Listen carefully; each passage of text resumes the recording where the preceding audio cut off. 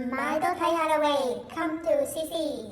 大家好，我係阿 Beach，我係阿表，因為咧我哋出咗三條片啦，係咪？係。咁咧就有觀眾咧就 inbox 我哋三條鏈啊，三條 choker，可唔可以咧擺埋一齊，俾佢哋感受下個長短？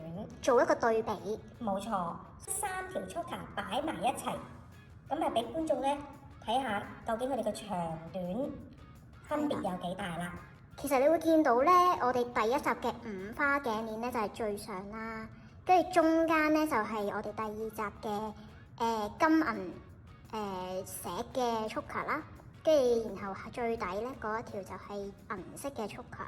你見到三條嘅對比咧，其實五花係最長嘅喎，嗰個扣位咧佢都係多啲嘅，意味住佢嗰個調節嘅靈活性係會再大啲啦。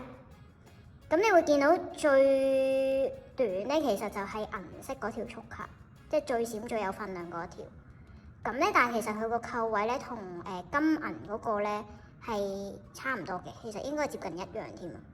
咁反而最隆重嗰條好嗰成粒棋咁厚嗰個鑽石五花咧，就反而係最短少少咯。相對我諗就唔好預可以校到好低啦，真係可能比較貼頸嘅，真係好出卡啦。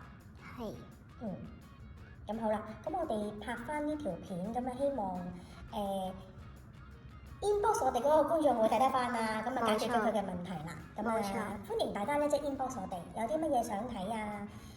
睇下我哋有冇啊，攞出嚟講啊，分享下啊，會唔會後悔啊？定係想再買多條啊，買多樣嘢啊？咁啊即管話俾我哋聽，我哋喺個籠底度抄下。如果有嘅話咧，都可以拍片俾大家同大家分享下嘅。冇錯。